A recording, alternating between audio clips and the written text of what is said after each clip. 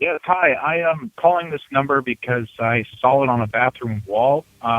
Seeing if you're Brandi. I'm Brandi Lukas, and this is Brandi is Going to Hell. My taste in music is all over the shop, and it's the driving force behind this show. I will be bringing you music updates and chats with artists that you won't hear anywhere else. The only true currency in this bankrupt world is what you share with someone else when you're uncool.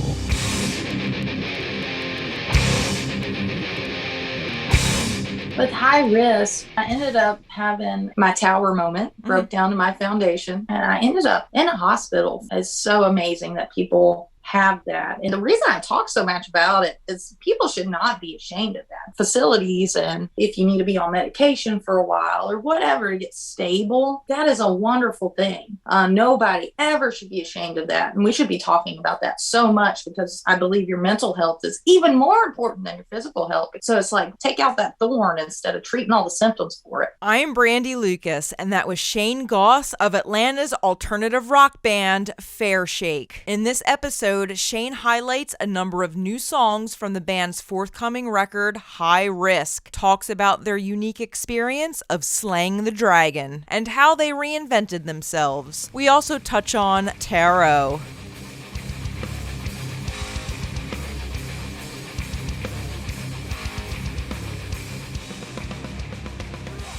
Greetings, Earthlings. Thanks for hitting that play button to support my podcasting dreams. I'm so grateful you tuned in so I can take you on this musical journey. If you're new here, I interview artists big and small. And before every interview, I talk about 5 albums by artists big and small that I dig. This is episode 24, and I'm so excited to have Shayne Goss of Atlanta's alternative rock band, Fairshake, on the show. My chat with Shayne has been a long time in the making. She was originally supposed to be my debut interview when I relaunched the full production iteration of Brandi is Going to Hell in 2021. Long story short, the stars didn't align, and we finally got to chat this year. All in divine timing, as Shayne says in the interview. And I say better late than never. And it actually works out great, because since our interview, Fairshake has released their song Change, which features Tucker Harding on lead vocals, which is Shayne's bandmate. Shayne also talks about the song in depth in our chat. And to add to the excitement, the band also has another release slated for December this year. Before I dive into music I dig, I need to give a big shout out to Kyle Airy for helping me test out the audio and levels before doing my interview with Shayne. After taking a break from my 10 episode run in 2021, I was really nervous, a little rusty, and technology is not always in my favor. And his help was monumental in helping the show come together. So thank you, Kyle, you rock. With all that said, check out Fairshake on socials and give them a follow while I dive into albums that I dig. You can listen along to all the music I reference on my show via 2 5-star playlists that I created for you. Brandi is Going to Hell, new music I dig, and Brandi is Going to Hell, my dope guests. You can find these playlists on Spotify by searching Brandi Lukas Airy or on my website, brandiisgoingtohell.com. I usually highlight new releases from the past couple of weeks, but since this is my show and I make the rules, I'm going to highlight albums that rocked my world since my last episode of Brandi is Going to Hell, which was not important. First up, The Darkness released their 7th studio album, Motorheart, in November 2021, and it's carried me along all through 2022, along with multiple stops on their American tour. From start to finish, it's quite the journey. Bagpipes and riffs pull you in on the opener, Welcome to Glasgow. Honestly, over a year into the release, every time I listen, I have a new favorite. This week, it's Motorheart and Sticky Situations. And yes, I'm biased. I've been a fan of this band since I was 13. Next up, Silversun Pickups delivers their 6th studio album, Physical Thrills, their 3rd album released via their very own label, New Machine Recordings, and their 2nd produced by Butch Vig. Can you say Talkbox? The band truly used the downtime of the pandemic to create a work of art from start to finish. Recently, I cannot stop headbanging and singing Empty Nest and System Error at the top of my lungs.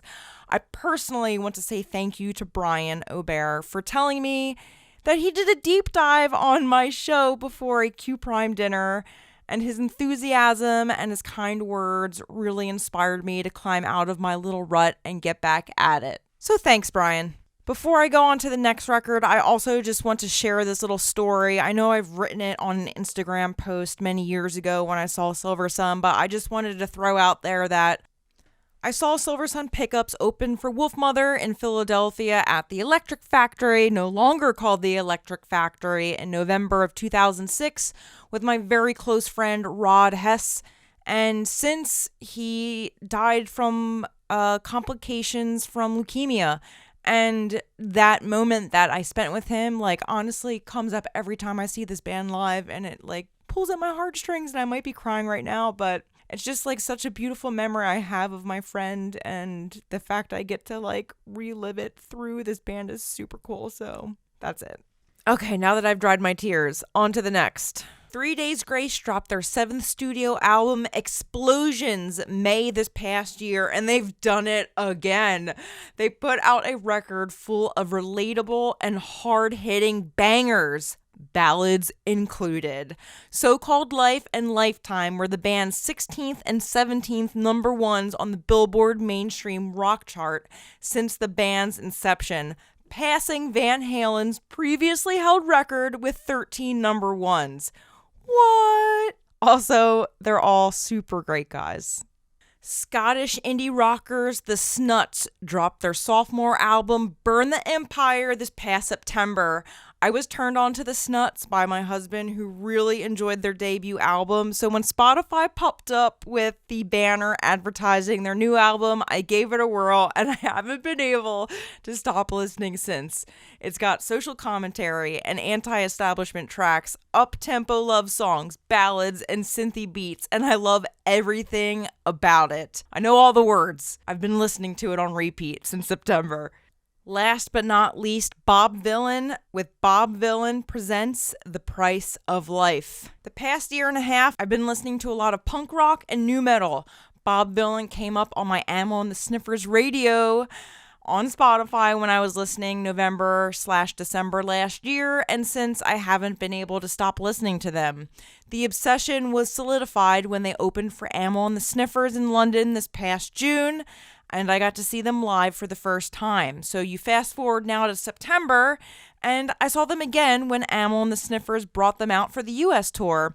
I love this band. They have so many important things to say and perspectives to share. So open your ear holes up to Bob Vylan and fight. And now, get ready to dive deep on life, music, and more with Shayne Goss of Fairshake. I left this interview feeling very inspired and reflective, and I hope this chat does the same for you. Here we go. Shayne Goss of Fairshake on Brandi is Going to Hell. Hi. You look so gorgeous. I love your new hair. Thank you. You look beautiful as well. Thank you. I appreciate it. It's like amazing how like empowered and awesome you feel after a fresh cut. Like I'm one of those people that, like, very low maintenance, and I get a haircut like once a year. But like when I get it, I feel like I could take on the world. Yeah, I love that. No, I get it. That's why that's one of the many reasons that I'm doing hair now. I love that. Yeah, we're going to dive into that. I have like a very in-depth and very thoughtful, a lot of questions for you. So I'm really excited to jump into it. It's so lovely to meet you, Shayne. I'm so stoked to have you on the show. You know, you were originally supposed to be my first show of 2021, and I think it was not to happen in 2021 because, you know, so much has happened for you mentally and emotionally in one year. And on top of that, Fairshake has new music now. Yeah. And more to come. So I'm so pumped about that. Your new album High Risk is due this April, and you have 2 tracks out now from the record.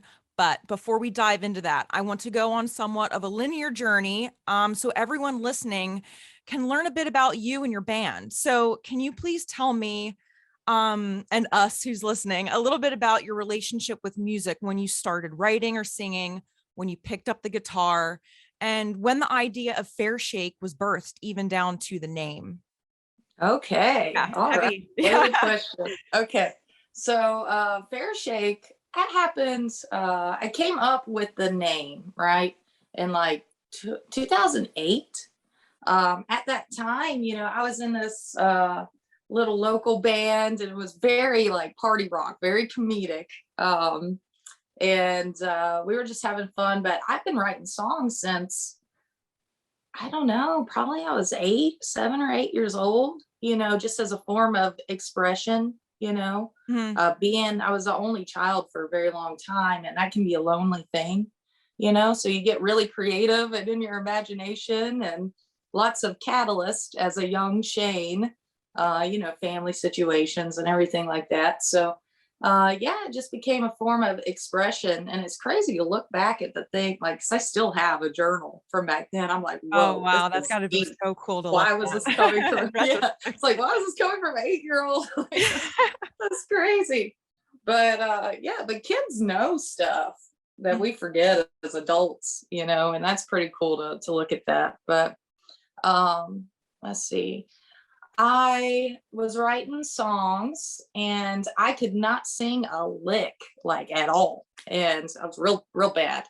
But I would write all these lyrics. I wrote the song structure, everything, guitars, everything. And I had my best friend at the time who had an amazing voice, and she was kind of like country-ish, Okay. kind of like Jennifer Nettles, you know, from Sugarland, like that, who's actually also from like my parents' hometown over in Mableton, which is pretty cool. We have so many. Zach Brown's from that area too. But yeah, so she sang like that. She'd sing my songs for me, and I'd structure and put together her songs. And that was Fairshake, the original version. Oh, wow. And there's been a revolving door of members who are very talented and amazing, and I'm still friends with everybody, you know.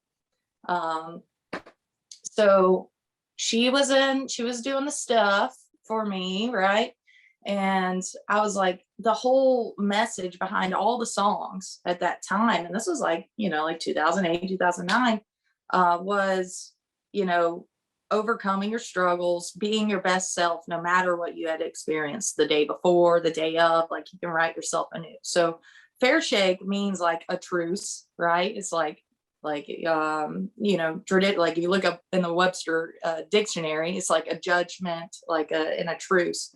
So so I wanted to have a band name that represented that. So it was originally not Fairshake, it was Fairshake Council, as Okay. like a, you know, like a council of people that decided to be their best selves and step into that. But as a revolving door of members and me having to do things solo a lot, I was just like, okay, let's drop off the council, and Fairshake just has a better ring to it anyways. So so yeah, that's the story behind the name. Love it. Cool. Yeah. So I believe you mentioned before that some members, you know, of the band come and go, and but a staple seems to have been your bandmate Tucker. So Yeah. how did you two meet? How did he become a permanent member? I think he is a permanent member from what I gather Yeah. on the internet. And what is his role in Fairshake as the band has evolved?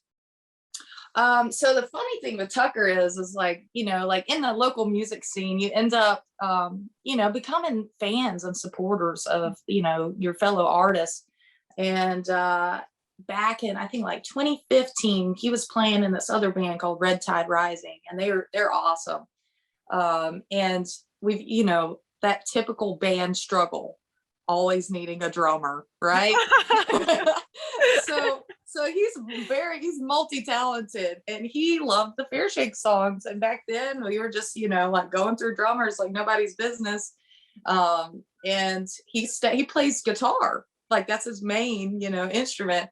But he was like, oh, the show is coming up and our drummer couldn't play or we didn't have one at that time. I can't remember. But he stepped in and the first ever show he played with us was on drums. And I was like, that's so funny to me. But it was like 2 years later in 2017 that he actually became a member in the band. Because my lead guitarist had gone off to do his own stuff, and Tucker and I just met, like we flow so well together, and he teaches me so much. That's great. The way that we write it's just really magical, and the way that I write has changed because of the dynamic where it was always like, it's kind of like a relationship. It's like you don't want to give too much because you're scared they're going to leave, Yeah. That fear. We know that. Like, yeah. Yeah. It's like typical like relationship thing. It's like, and especially like when you make music with somebody, you write a song together and you put it out and they're like, oh, well, if they leave and they sing this part and now I'm going to have to sing that live solo, or what if their guitar skills like way more advanced than mine and I can't pull that off live, So I finally was able to release my just be able to release with him and feel safe and know that. So we write in a completely different way instead of me just writing everything and being like, okay, come play this part, which entices people to want to play with you more when they can be more creative with you rather than just jumping in and playing something that's already written, Yeah. That's yeah, cool. I love that. That's like, it's really important, if you're making art with people, to be vulnerable with them and, yes, that creative process. So that's really cool. I love that. It's been, sorry, I live down the street from a fire hall. Well, I don't even hear it. Okay, cool. I was scared you were gonna hear that dog barking over there. Oh, okay. Yeah, I just know that my mic's super sensitive and it's probably picking it up. Anyway, no, that's super cool that that vulnerable aspect occurs between you both, and that he's a permanent part of the band and you guys have this flow, and that's great. So in 2018, Fairshake released its self-titled album, and then in 2020, your EP Sitcom was released. And I think it's an EP, right? Because Spotify's weird the way it releases things as albums or singles and things like that. But cool. Yeah. So you have those two solid pieces under your belt, and then between your 2020 release and now, you've been doing quite the hustle, and actually had somewhat of a rebirth as you explored new endeavors, one of them being hair color. You made this incredible heartfelt post about you graduating, and you no longer are just Shayne the musician. Can you talk a little bit about that moment and how it kind of connects with you being a musician? Oh yeah. So for a long time, and we all do this as artists, whether it's in music or pottery or whatever, we kind of get caught up, and we do this in humanity as a whole. We get caught up in labels, and we think that, oh, I'm going to label myself this, and that's going to be my identity, and I'm going to put myself in this box. And you're thinking that you're breaking out of the norm, and it's like, no, like just stop putting yourself in a box. You can be everything at one time.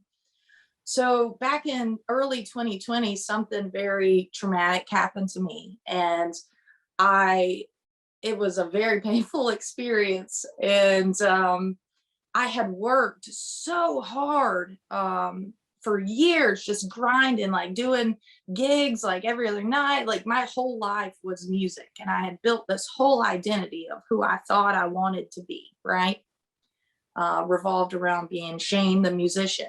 And it was very, like, when you get, there's a toxicity when you're chasing your passion sometimes. And there's a lot of pressure, especially if you're doing it for a living and you're trying to make money. And then it becomes more about, how do I pay these bills, than actually getting up and just having a great time and not stressing about any of that. And I had one of those moments where I I had a complete mental breakdown. I'm gonna be honest. And there was a lot of being broken down in my foundation, like, who am I really? Like, who is this person inside? So and that took about all of 2020. A lot of people experienced that in 2020. It was a great awakening. And I don't know. It's hard not to get too personal with this question. It's okay, because that's why I do this. I think, the human connection and experience and testimonies is what connects everybody. That's why I do this podcast. Like, there's stories to tell and to be heard. And I know we just met, and it might be hard to open that up to me. So share what you want, but whatever you put out in the universe, somebody's going to pick up and learn from it. Yeah, exactly. I love that. So the post, I'm glad that you read that post. That was a very big deal, especially at that time, because I had just lost my bonus mom, my stepmom, and she was such a giving person. She's the one that said, that really was trying to drive that home with me. It's like, well, Shayne, you can be everything. You don't have to just be this one thing and obsess over that. There's this culture around, if you want something, you got to make that your entire life. You got to do this. You got to wake up at 5 a.m. every day and grind and grind and grind and grind and grind broke me down. And it was very unhealthy for me, because I ended up, instead of pouring myself from the inside, I was looking outside for internal validation, which is very much so in the ego. And I believe that we're moving into the heart right now, as far as the chakra center. She inspired me to start doing hair. Right? Because that was always a passion that I had. And I kept putting it on the back burner because of if you want something, you got to focus on it and only it, right? Put all your eggs in one basket or it's never going to happen for you, So when I started that hair journey, I was able to reinvent myself, which we have the option to do every day when we wake up, and not only it was very empowering experience to be able to just let go and let myself flow, like my essence. So no more boxes for me. Sometimes we all find ourselves in that, like even coming down to gender identity, I had to step back and be like, because I always was like, I'm non-binary, and that's a whole nother discussion, but so taking yourself out of the box, you can be anything and everything as long as it is aligning with your purpose here. I love that. That's amazing. Thank you for sharing that story. That is very powerful, and I think a lot of people need to hear that, so that's cool. Now you are on this hair journey. You're a musician, and you also have a clothing brand called the Undead Poet. So can you talk a little bit about that too? Yeah. So back in like 2018, I was working at the Masquerade for a few years as I was pursuing, before shutdown and you had to cancel everything, and I met Sonny, who's my business partner, one of my business partners with the Undead Poet. And, as a musician, an artist, and independent, you not only are you making the music and, recording it and, you doing all the business stuff. Like it came down to it's like, oh, I'm like doing merch was such a headache. I'd been through so many local companies. And I'm like, I'm not a graphic designer. It's like, I'll draw up, I know the symbolism I like, but I want to hand it off to somebody where that's their passion and they want to run with it. And, that's hard to do with money limitations. And I met him. It was his first day. He was like working security and I was working the door as I do. And we just hit it off. And he was like, my passion is to create a brand that's supportive of artists. And when you're wearing it, you feel like you're empowered. And that's what the Undead Poet is. It's the lifestyle brand for the average dreamer, right? So I was like, heck yeah, I love that. And at first it was just like this collaboration. We were going to do some pieces together, and I was just going to hand him off my ideas, and he was going to throw it all together. I'm just wearing an Undead shirt now. And that's how it started. And then I became involved in the marketing. And then, we started working with some other bands, and he was like, hey, do you just want to like be a partner in the company and take on the marketing department and stuff? And I was like, well, heck yeah, dude. Like, the whole vibe is it lined up with Fairshake, So I was like, this is perfect. And I've been able to learn so many skills and grow in ways that I never imagined through the Undead Poet.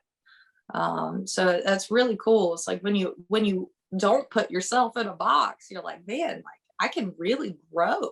Like I can grow in all these directions. Like, how cool is that? Yeah, that's really awesome. I love that solid community you've built around artists and like that art, or that clothing brand aspect, and just linking everything together. Because I've seen you've done other artist collaborations, and you did a collaboration with Fairshake with a song, and I think you did like a little interview series like over Instagram lives and things of that nature. So that's amazing. And I think it goes to show like, you really have this solid foundation of people in this tribe in your area that like are all supportive of each other. And that's where, the magic happens, right? On that level. So I love that. We're definitely, it's funny because we've been taking a little break to revamp Undead, and we have so a new collection coming out. I'm really excited about. I saw all the sold outs on the site, so that's a good thing to have, right?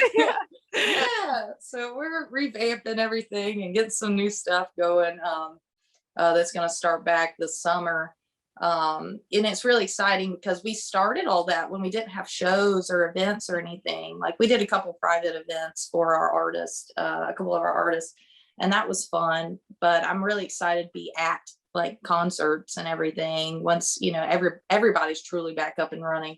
But we have such a great collective, and it's not even here, just in Georgia. Like we have artists in Utah and Ohio and Nashville. Like we have a lot of really great people that support each other, and it's just this network not only of musicians, which is really cool, because everybody can exchange their services and creatively, and it's just really, really wonderful community.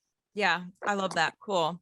And that brings us kind of to now. So in December 2021, you released the title track High Risk off your forthcoming album, and Another Round came out this past February. So let's dive into those. One, I noticed between early releases, So I noticed between your early releases and in an interview with Music Crowns, the imagery and backstories behind tarot cards is very reoccurring. That's why I love like kind of breaking down music, both, audibly and visually and intellectually, because there's just so many layers to art, right?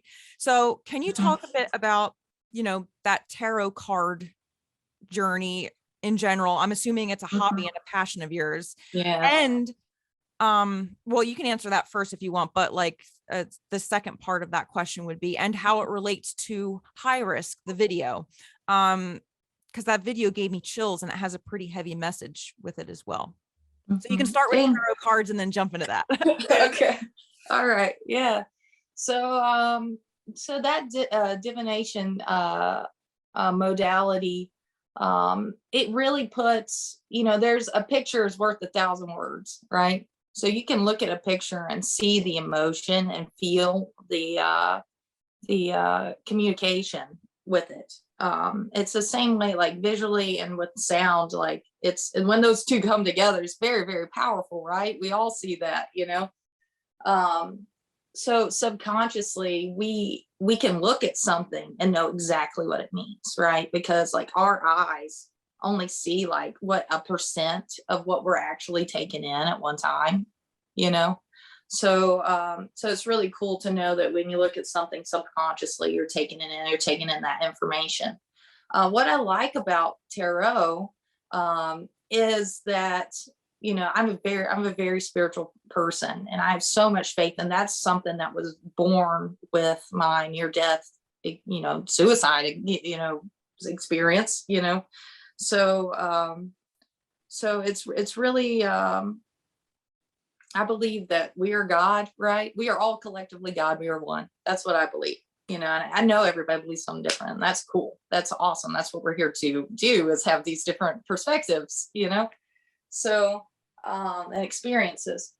So with tarot, and traditionally in a deck, there's 74 cards. And then you have like, you know, your main court cards, which is like, you know, king, queen, sun, universe, world, you know, all that stuff, magician, high priestess, all these things that mean a different character of yourself. Because if we are all one, we have all of these characters within us.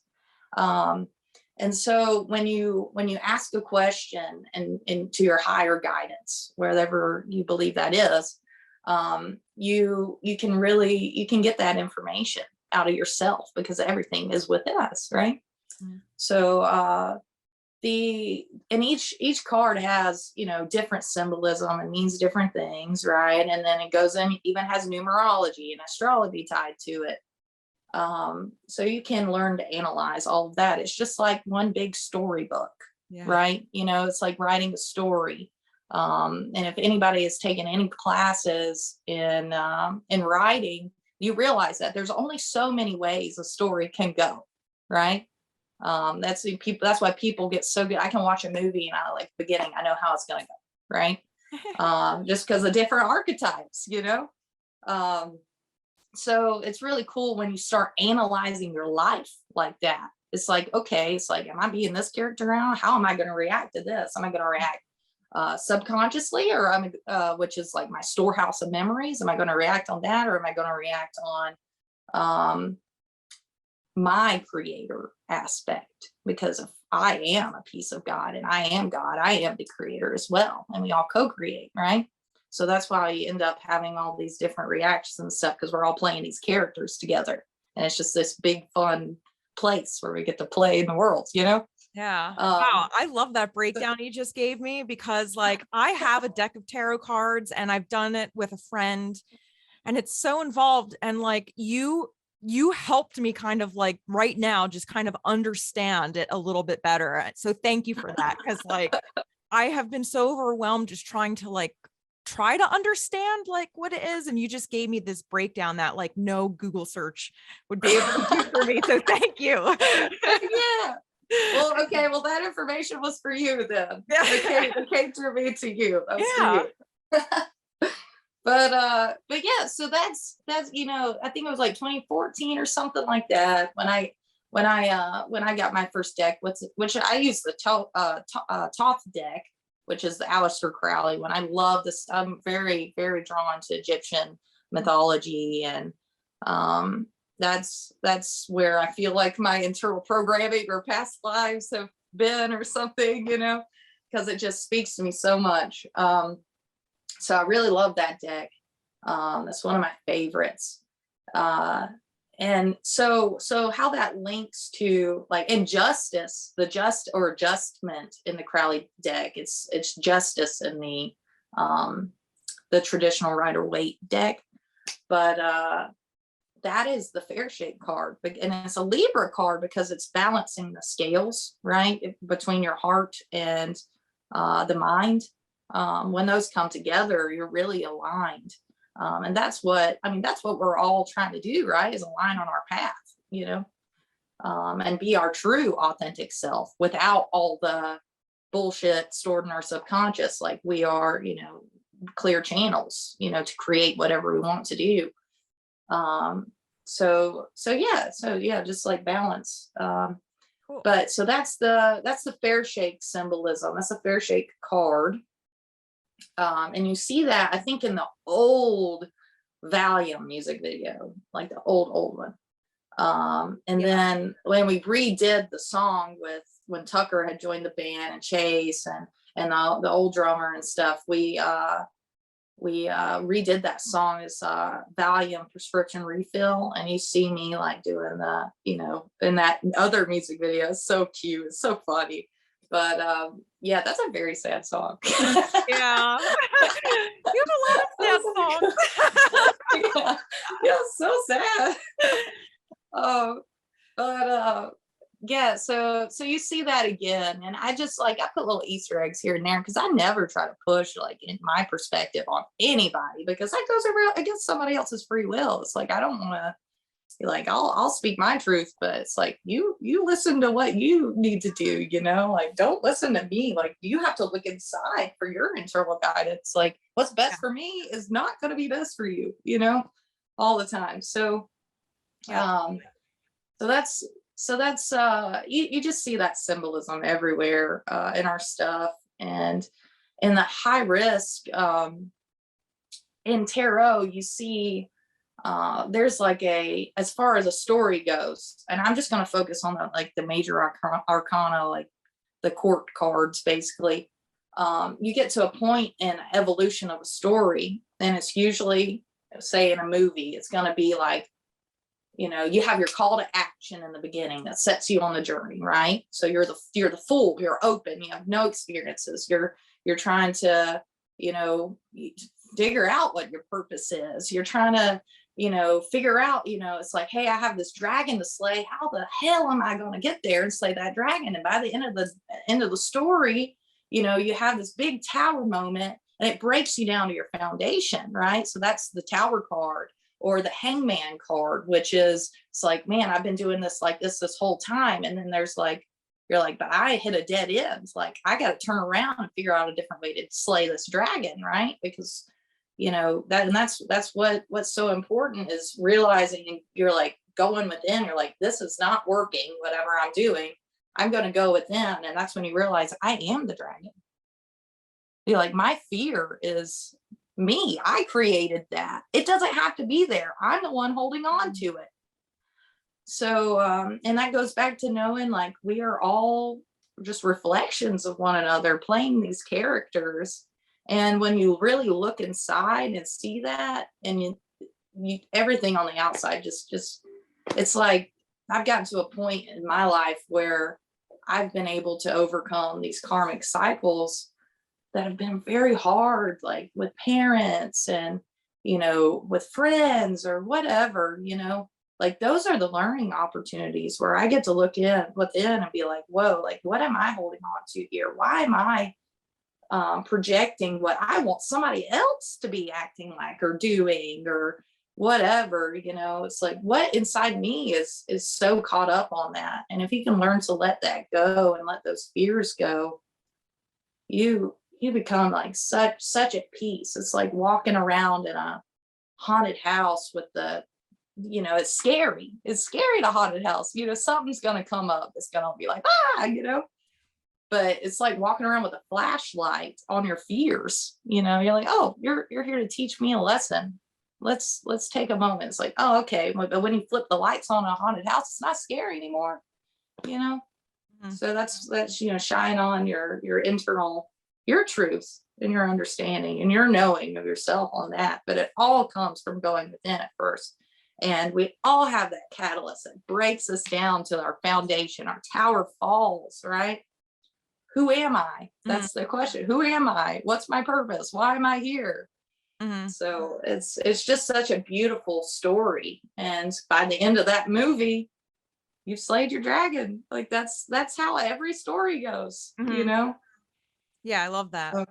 Yeah. And so with High Risk, that was the first song that you released off your new record that's forthcoming. Can you talk a little bit about the song itself, its personal meaning to you, and that tie in with the official video? It is a heavy video, and I'm sure it stems from a lot of personal things too. Mm-hmm. All right. So with High Risk, I wrote that so I ended up having my tower moment, broke down to my foundation, right? In early 2020. And I ended up in a hospital for a minute, which is a wonderful, wonderful thing, right? It's so amazing that people have that, and nobody should be ashamed. The reason I talk so much about it is people should not be ashamed of that. That is part, like these like facilities, and if you need to be on medication for a while or whatever to get stable, like that is a wonderful thing.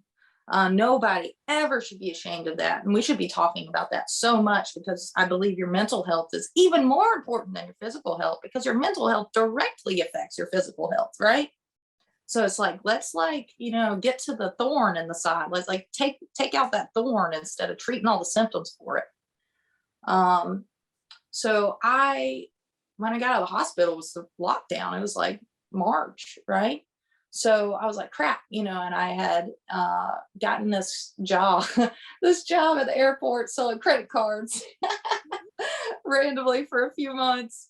And that was fun. That was really hard. But so I was laid off because of the shutdown, right? And I was just like, okay, I'm in my room. This is a perfect opportunity to really, really start diving in. And of course, creatively, I was going to express myself, right? So I manically wrote this record, right? And Tuck and I and Chase, we were all sending like back and forth all these video recordings, and our studio, which we record at Space Jockey Sound over here, in Atlanta or Woodstock.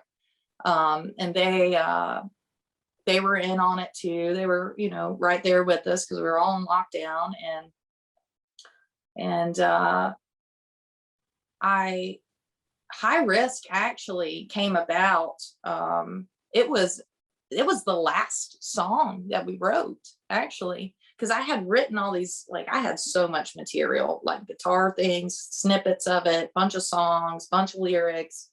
And when we started demoing out in May for the record, we had this little idea. It came from a guitar riff that I had. And I was like, yes, like I want to do something like this. Like maybe we can scratch this other song and like write a song together with our one of our producers, who's Ben Cato. He did percussion on this record. And I showed it to Tuck and I showed it to them while we were jamming and actually demoing out what we were going to put on the record. And it sounds nothing like my my guitar riff that I had, but it just flowed into High Risk. And Tucker actually wrote the chorus for that. And that's the first time he's ever released a song where it was like his lyric, But, of course, like I wrote the verses and everything else because I already had that. But High Risk was really, it's kind of anthem like in the way that on a daily basis we imagine if we are in a bad mental place, it's like, man, like if I get one more thing, I'm gonna blow the fuck up. It's like it's like one of those. I know that feeling. Yeah, so one more thing happens, I'm like about to explode. So it was just very angry, and oh my gosh, I was such an angry person, like complete victim mode, writing that. And it's really so funny I don't want to say it's funny because it was such a sad time and experience for me, but being healed and looking back at that 2 years, because that was 2 years ago now, and I'm so glad we're finally releasing it because I can speak like I am about it right now. Because if we had had this interview 2 years ago, I would have been like so a lower consciousness, like angry, spiteful, so it's kind of silly to look at the things that we hold on to, but we get so like caught up in it and in our emotions and everything in the moment. But High Risk was definitely as far as the music video goes, that definitely shows loosely the story of what led me to a change of perspective, that breaking down to the foundation. Yeah. Yeah. Wow. That's really powerful stuff. So thank you for sharing that. And it's really cool that it was the last song you wrote, but the first one you released. I think that's a really cool vibe. And then if I'm not mistaken, I think I heard you say, or I read it somewhere, that you all wrote in parks over the pandemic, which is pretty exciting and cool. It kind of changed, because a lot of interviews I've done is like, oh yeah, we did it all over Zoom. And it's like, that's so cool that you got to go out in nature and like, make this record and also be on that healing journey as well. So it seemed like it all went very hand in hand together. Yeah. And then you released this other song this past February called Another Round. Can you talk a little bit about that as well? It seems like there's a lot of underlying similar messages and overall themes of this record in whole that are similar, but it's a completely different song in its own way. So can you talk about Another Round? Yeah. With High Risk, it was very much so like that something hits me, I'm gonna explode thing. And then something hits, right? And you're in that victim mode. And Another Round is basically about, it's very similar in that fact. It's like, oh, every day I'm given a problem to solve, and poor pitiful me, like I'm broken now. And it comes to a point where you're like, okay, that happened. So what am I going to do about it? Am I just going to hold on to it and be miserable, or am I going to work through this? So you get to a point where you get tired of sitting in your own filth, basically. You're like, I love that. That's so real. That's so real. I love that, the way you put that. True that. Yeah. You're like, I'm tired of holding on to all this bullshit. Like, it's like, at this point, it doesn't matter what anybody else did. It's my responsibility to clean it up and take care of it, because this is my internal environment, So Another Round, it's funny because I say another round and it's talking about drinking, and because I was drinking a lot, and like we all self-medicate in our own ways, but I was talking about drinking, but I also had that, parallel with therapy and stuff. So, but really that song is about like getting help and being like, okay, so this happened, that's the past, and I'm letting it affect my present. It's not going to affect my future anymore. Like, this is in my hands. I'm taking my control back, I'm empowering myself to move forward. And yeah, that's what that's about. Awesome. Yeah. I'm like so grateful that I think it's really brave and really commendable that to talk about like those really hard moments and sharing it with strangers, and that's what it's all about, right? Like, testimonies. And I'm so grateful that you've done that here. And it certainly seems like you've come such a long way, since the beginning of this record and what you've been going through in the pandemic and everything. So hell yeah to that. And like, keep kicking ass. Like, that is just awesome. It's like, that is a wonderful success story. And a story of overcoming like those demons. And, I think slaying the dragon. Yeah. Slaying the dragon. It's a reoccurring, I love it. You are your hero. You are the special. I love that. And that's a great message to put out there for other people going through the same thing. There's a lot more people that feel the same way. So you're not alone in this journey. So thank you for that. So from here, High Risk is out very soon. Can you talk about what to expect from this album in comparison to your past two releases, and what we can expect next from the rollout? Okay, yeah. So we're gonna be releasing, actually we're gonna release another single next month. We're pushing off the release of the record. Yeah, I know. All in divine timing. This has been the most patient I have ever been. Releasing a record, but all in divine timing. It'll be right. And so this next one I'm really excited about, because I don't even sing on it. Ooh. It's called Change. Okay. And this is Tucker sang. I mean, he sings harmonies on everything, and he sings like on 25 Bucks from our EP. He took that part at the end, and this is his premiere, just taking the song, right?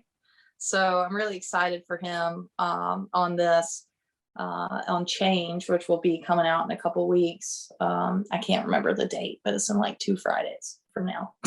Wow, cool. All right. Yeah. So I'm excited for our next release with that, because that song is awesome. Change is about being in a place where you feel like you have no control, and things are constantly changing. Once you get used to something, it's just like pulled out from under your feet, right? And it talks a lot about Tucker's journey with music and his evolution, right? And I really he's such an amazing person, and I don't want to speak too much about him, but he's going through a lot of growth over this past couple of years too, and he's still growing and changing and coming into his self. And it's really like we all go through this in our 20s, right? We're like going from like, I'm a kid to I'm an adult, what? So it's like you get a lot of that from the record too. One of my favorite lines from that song is 25 years go pretty fast, but I lost my bench and now I'm up to bat. And I love that so much,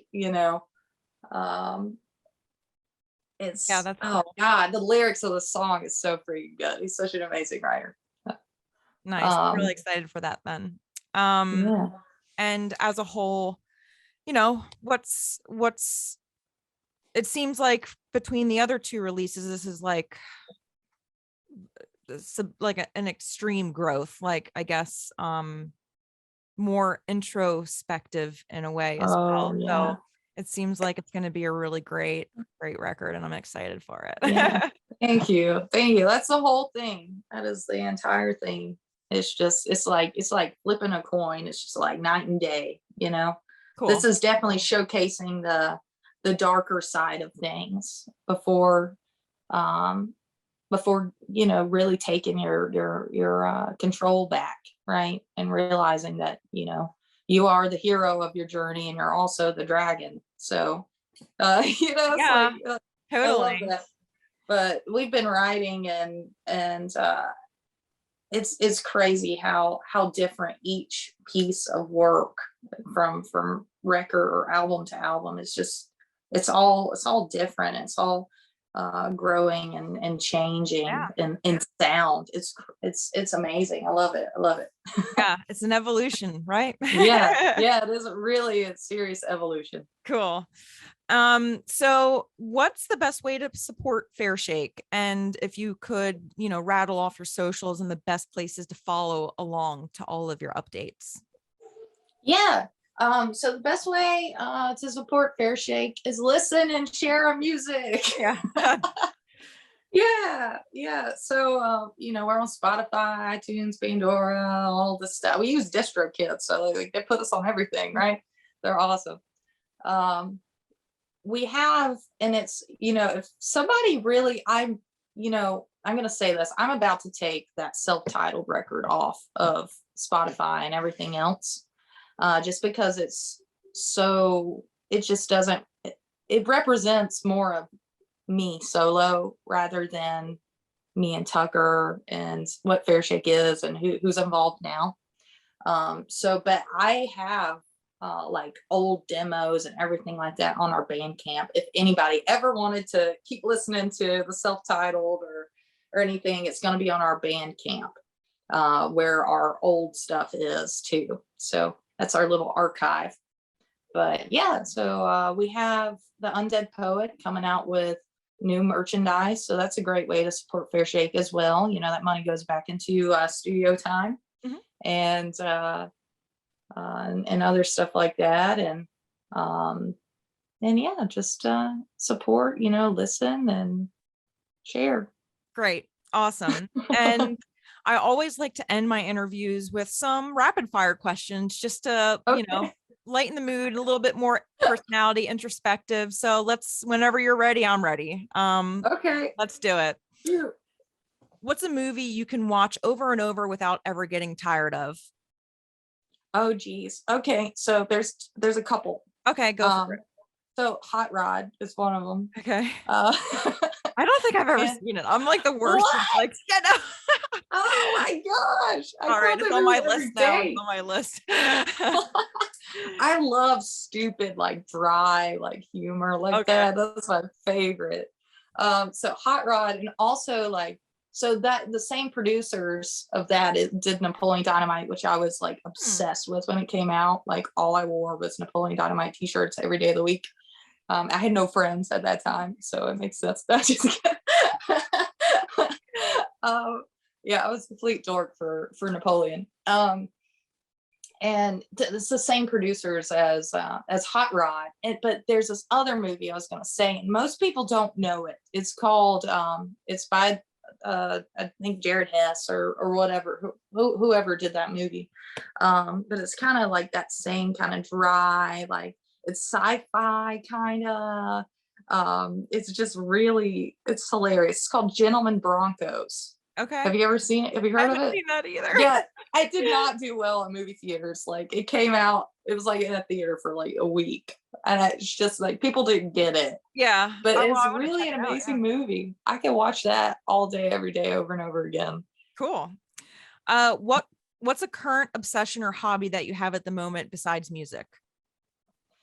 Oh, well, I think I have a couple of those, but if you get me on, I love watching any kind of haircut videos. Okay. I can sit and watch that forever. But basically, if you get me talking about metaphysics, we're gonna be there for days. Yeah, like, and that's a very broad one. It's like I want to talk about, ETs and crystals and our chakras and all these meditation techniques. Like that's what I want to do. Very cool. Very cool. And you mentioned in a previous interview your favorite band being Third Eye Blind. Hit me with your top 3 songs. Oh my gosh, top 3? You gotta do it. Sorry. What's that? See, that's so hard because their self-titled is like my Desert Island record, right? But their third record, Out of the Vein, is like my other favorite. So it's really hard to pick a top 3 songs. Or maybe 3 that just have this otherworldly, like deep meaning to you. Okay. So Motorcycle Drive-By really hits in my soul, right? That line, I've never been so alone and I've never been so alive. Like, yeah, that song. Yeah, that'll get me going. God of Wine is really good. But also, man, you got to do like top 3 of each record. That's hard. Out of the Vein, I love Faster, and also Out of the Vein. I think I love that record so much because he talks so much about a relationship that he was coming out of, and there was a lot of divination techniques and a lot of talking about symbolism, just a lot of like spiritual stuff, like the woo-woo stuff, and he uses a lot of that. Stephen Jenkins, oh my gosh, he's an amazing writer and lyricist. But yeah, they're my fave for sure. Love it. Well, thank you so much, Shayne. This is Brandi's Going to Hell. And there you have it, Shayne Goss of Fairshake. Be sure to check out their music and all of the avenues that Shayne shines through. Thank you so much for listening to my podcast. In my brain, I have this ultimate dream of growing a community of people who love exploring rock music and all music in an unconventional way. If you listen because you're a friend or a fan of Shayne Goss and Fairshake, hopefully you'll stick around and check out past episodes of Brandi is Going to Hell and discover something else. I love celebrating awesome artists and their stories and providing fun interviews with them for you. Until then, a random thought, powered by the Wingman's Path to Positivity. Life isn't about waiting for the storm to pass. It's about learning to dance in the rain. Bye-bye.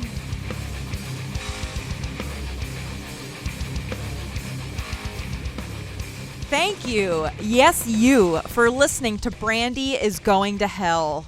I have a lot more thank yous in order for making the show come alive. I want to thank Celeste Giuliano for her amazing pinup photography. I dreamed of having my photographs taken by her in order to make my podcasting dreams come to life. So thank you, Celeste, and your team for making me look like a hot mama. Thanks to Olivia Borcheski for the latest and greatest installment of my podcast logo. I outsourced it to Olivia to turn a couple-year-old photograph into something fresh and fierce. Nailed it. Shout out and many thanks to Ryan Hanratty at Frosted Green Productions for all video production. My man, definitely don't want to be fucking with video, and you've saved my life.